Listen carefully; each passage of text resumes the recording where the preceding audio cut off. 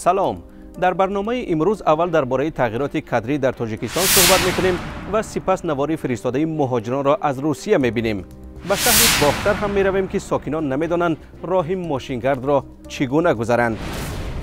هفته گذشته در حکومت دادستانی و بعضی اداره‌های دولتی تاجیکستان تغییرات کادری صورت گرفت. این موضوع همیشه با واکنش‌های زیاد دچار می‌شود و این نوبت هم استثنا نبود. هم جانبداران و هم مخالفان هستند. کاربر با نام تماشابین در سامانه آزادی نوشت که افسانه درباره تعیینات کادری را بس کنید. تعیین کادرها به اساس دو معیار صورت می‌گیرد: محلگرایی و خویش و تباربازی. دیگر گپ‌ها درباره سواد، قابلیت و دانش و ملکه قصه‌های از هزار و یک شب هستند. خواننده دیگر با نام آگاه اسپکتاکل گفته است در خصوص یک قوه بزرگ حرف نزدید که تمام این مسئله ها را حل می‌کند. این هم باشد خلق است. این خلق زمان شوروی نیست، الکی 25 سال گذشت و اندیشه ها هم دیگر شد. تحقیقاتچی امتیاز گله کرده است که بخش مشاوران پرزیدنت تاجیکستان بلاک رشد اجتماعی دولت را فراموش کردند. به گفته او در این بلاک نه جای عوض‌کنی دیده می شود و نه کادرهای نو را تعیین می کنند.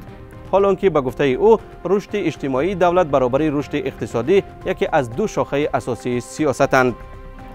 عارف نوشته است که از جای عوض‌کنی جمع شونده ها حاصل جمع تغییر نمی یابد، اما برای این عمل اریتمتیکی تاجیکستان پول زیاد خرج می کند. شردل میگوید امروز معلوم است که فساد زندگی مردم را روز تا روز خراب می کند. همه با چشم خود می بیند که چطور یک نفر در مدت 2-3 سال صاحب 2-3 خانه گرانبها می شود. از چنین آدمان باید بپرسند که این همه از کجاست. به نام گفته است به هر حال شکر که تنجی و آرامی است و سلام افزوده است این دنیا به هیچ چیز نمی ارزد. مردم از پس خوشی زندگی خود شوید، یکدیگر را احترام کنید، صمیمی باشید و سفر کنید تا دنیا را ببینید. اگر شما هم درباره تغییرات کادری چیز گفتنی هستید، به سامانه رادیوی آزادی وارد شوید.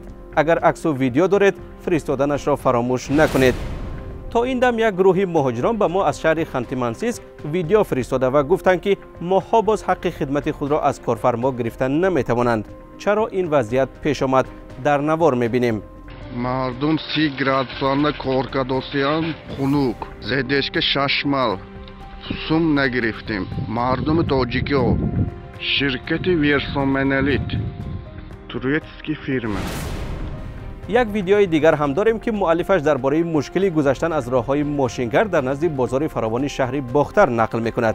علامتی گذشتن از راه هست ولی ساکنان را یا به بنبست میبرد و یا به درون جویبار یا در رو بروی درخت.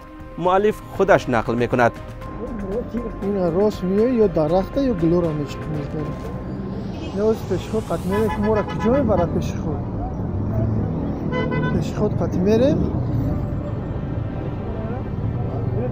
ما را پیشخود میاره محکم میکنه. نیست.